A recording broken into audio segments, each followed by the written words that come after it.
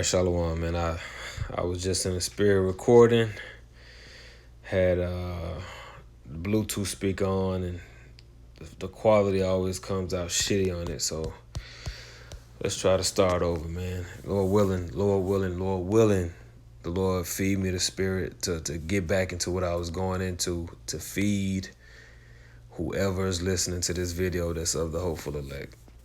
All right. So I want to begin by giving all the praises, honor, and glory that's due to Yahweh B'Shem Yahushai, the Most High God, the one who the world calls God, Jehovah, Yahweh, Yah, in the name of his only begotten Son, who the world ignorantly calls Jesus Christ, Yeshua, Yehoshua, Yeshaya, all right, Yahweh, and Yahushai. That's who I serve, that's who I worship, that's who I give all reverence to. And as I was saying, and it sucks, man. But this is part of the program, I was just going into, the main thing you should be focused on, which is prophecy. Don't get caught up with all the distractions, all the, because Satan is out here, man. Satan is out here working on your mind, and a lot of people are getting taken by distractions, and they're being deceived. You're supposed to be occupied in prophecy. This is Ezekiel 2:9. And when I looked, behold, a hand was sent unto me, and lo, a roll of a book was therein. And he spread it before me, and it was written within and without, and there was written therein lamentations and mourning and woe. What Ezekiel, whose name in the Hebrew is Yakazak Allah, what he's seeing is, he's speaking of the Holy Scriptures, the Bible.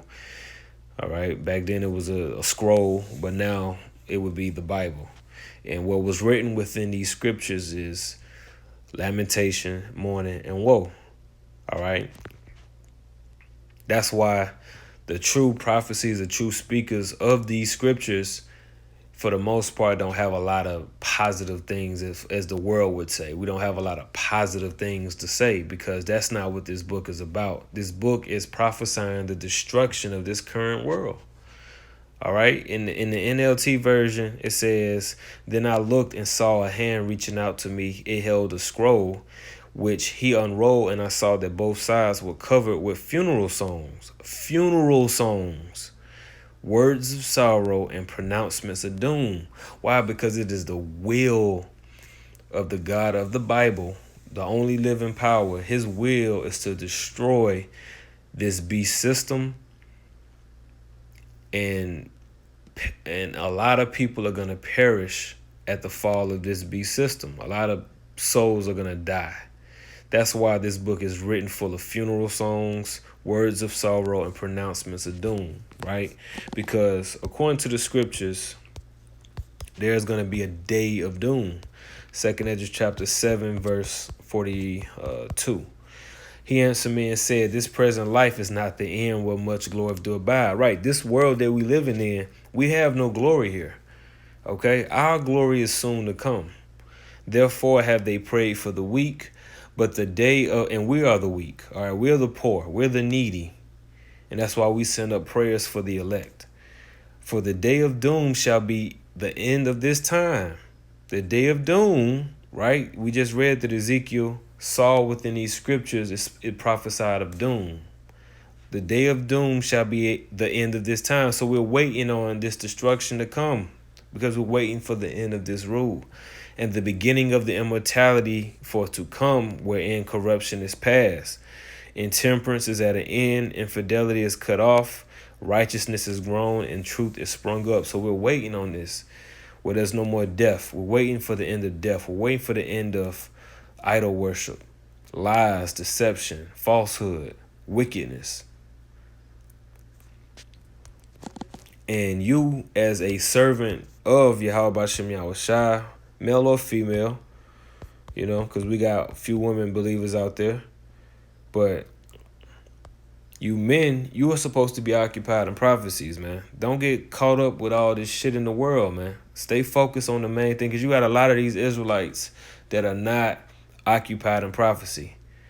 Sirach 39:1, "But he that giveth his mind to the law of the Most High and is occupied in the meditation thereof will seek out the wisdom of all the ancient and be occupied in prophecies. So if your mind is fixed on Yahweh Bashem Yahushua, you're going to be seeking out these scriptures, man. You're going to be searching the scriptures, as it says in the book of Acts, it mentions searching the scriptures daily and be occupied in prophecies. Paying attention to the news, paying attention to the sayings written in this book. The Lord said, blessed are they that keep the sayings of the prophecies of this book.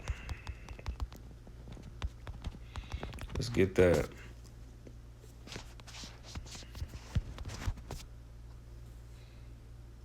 Revelation 1:3, blessed is he that readeth, and they that hear the words of this prophecy, and keep those things which are written therein, for the time is at hand. The Lord also says it here, behold, I come quickly. Behold, this is Revelation 22:7. Behold, I come quickly. Blessed is he that keepeth the sayings of the prophecy of this book. Being occupied in the prophecies. Verse 2, he will keep the sayings of the renowned men, our forefathers, and where subtle parables are, he will be there also. Subtle parables are found within the scriptures. He will seek out the secrets of grave sentences and be conversant in dark parables. And I looked up that word conversant. What does it mean? Familiar or knowledgeable as by study or experience. So you're going to be familiar. You're going to be knowledgeable of the dark parables written in this book, because the Lord, one of the ways that the Lord helped keep this book a secret is by speaking in parables, right? That's why here in Matthew the 13th chapter, verse 9, the disciples said, verse 10, and the disciples came and said unto Yahushua, why speakest thou unto them in parables? Why are you speaking to the mass, to the crowd in parables, these dark sayings? And Yahushua answered and said unto them, because it is given unto you to know the mysteries of the kingdom of heaven, but to them it is not given. You see? So it was for them to be familiar with the parables. It's not familiar. The parables aren't for everybody. That's why, again, it's the Lord's will, but that's why so many are going to perish. And that's why we need to be focused and be sober. The scripture says be sober, man, for the end of all things are at hand. Be serious. Stay on point, man. Stay on point. Keep the main thing the main thing. And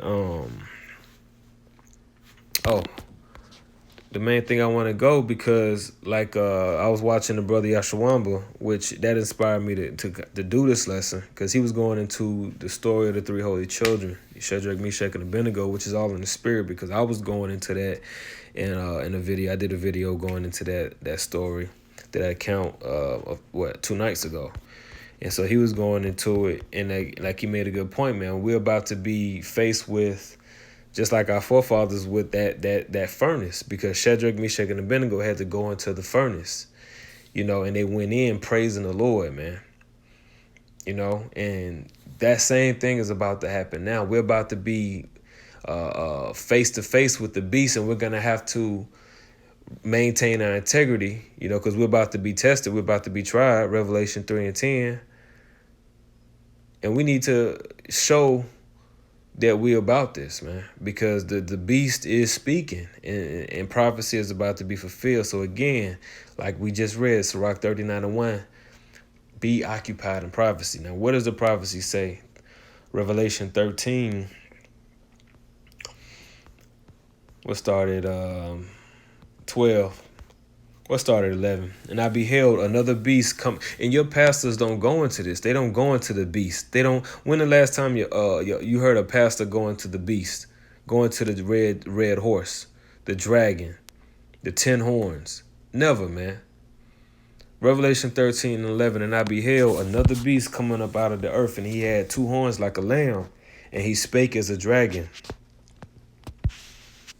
And we in the midst of that horse, man. Salaki, not horse, but that beast with the 2 horns, the 2 sides, man. Republican and Democratic. And it speaks like a lamb. It comes soft spoken. Everything is for you.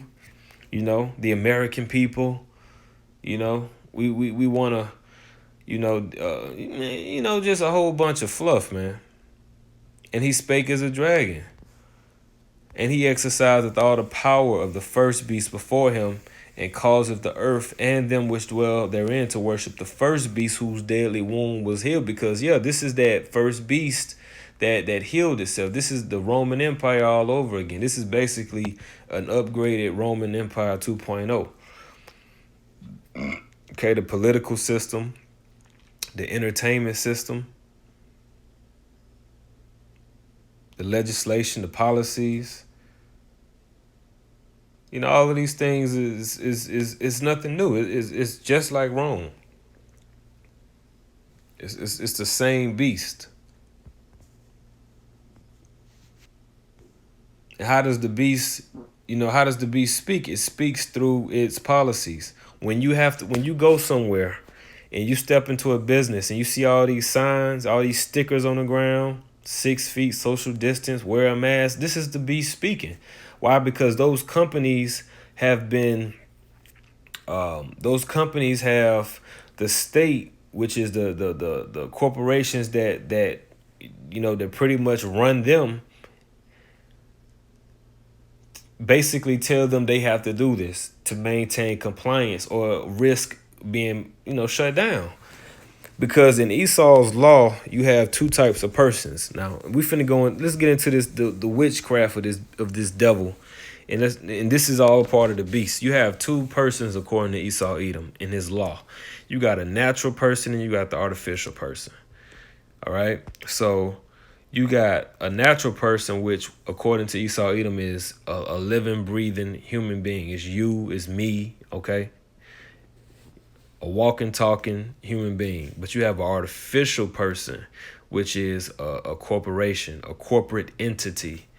All right. Kroger, Walmart, Amazon, Apple, Whole Foods, 24-hour fitness. All of these, the state of Georgia, the state of Florida, the city of Miami, all of these would be artificial persons. They all exist artificially by way of paper, on paper. All right. A lot of Esau's, a lot of his witchcraft is done on paper. It's done, by writing it. That's why it says in Isaiah 10, woe unto you that prescribe grievousness, or, whatever. Isaiah the 10th chapter, the 1st verse, though, when you read that one. But this is all a part of the beast, okay? Revelation 13 and 13, and he doeth great wonders, so that he make fire come down from heaven on this earth in the sight of men, and deceiveth them that dwell on the earth by the means of those miracles which he had power to do in the sight of the beast, saying to them that dwell on the earth that they should make an image to the beast which had the wound by the sword and did live. Right, the beast, the Roman Empire fell around 476 AD, but it did live because it was resurrected in what you call the Renaissance. Around the 14th century, the Roman Empire came back. Verse 15, and this is the point, and he had power. We know who, that's the red man. And he had power to give life unto the image of the beast, that the image of the beast should both speak. And we just talked about how the beast speaks. It speaks on paper. It speaks by way of its policies. And these policies are enforced by security personnel, by military, by police. All right. This is how then the beast enforces itself. And cause that as many as would not worship the image of the beast should be killed. So going back to the story of the 3 holy children, Shadrach, Meshach, and Abednego, guess what? That's what happened with them. They didn't want to worship the image of an idol. So the decree went out from King Nebuchadnezzar that those 3 men needed to be killed by being put into the fiery hot furnace. So this is about to happen again. All you believers are about to be tested. The whole world is about to be tested, right? Let's get that, because that never gets old, because we in that time. Revelation 3 and 10. This is what the Lord said. So this should be confident. It says, because thou hast kept the word of my patience, I also will keep thee from the hour of temptation which shall come upon the whole world to try all them that dwell upon the earth. Now, let's get let's get some different versions of this. The CSB, which I don't know what that means, but it says, because you have kept my command to endure, I will also keep you from the hour of testing. Ooh, that is going to come on the whole world to test those who live on the earth. Beautiful. The hour of testing, man, that's bad. Oh. The New King James Version, because you have kept my command to persevere, I also will keep you from the hour of trial which shall come upon the whole world to test those who dwell on the earth. NIV Version, since you have kept my command to endure patiently, I will also keep you from the hour of trial that is going to come on the whole world to test the inhabitants of the earth. That's fire too. NLT, because you have obeyed my command to persevere, I will protect you from the great time of testing that will come upon the whole world to test those who belong to this world. That's fire too. And what is he doing? He's getting everyone's getting tested for this pestilence. But real soon, Yahweh Shem Yahushua is about to test you. But right now, Esau's test is promoting, getting tested. You got jobs, testing people. You got to get tested weekly. I saw a job hiring. I was reading it. They test their people every week. Real soon the whole earth is about to be tested. In the spirit, man. ESV, because you have kept the word about patient endurance, I will keep you from the hour of trial that is coming on the whole world to try those who dwell on the earth, man. This is fire, man. So, this is about to be a trial to see who you worship. All you jakes out here to say you believe in God, you believe in Jesus, you believe in the Bible. You would never take no chip. You ain't taking no mark of the beast. All right, the Lord about to see what's up with that. We're going to see if you can keep that same energy when the time comes, when it presents itself, right? So I'm going to go ahead and wrap up there, man. Lord willing, you got a little edification out of that. Giving our praises to Yahweh Shem Yahushua. Shalom.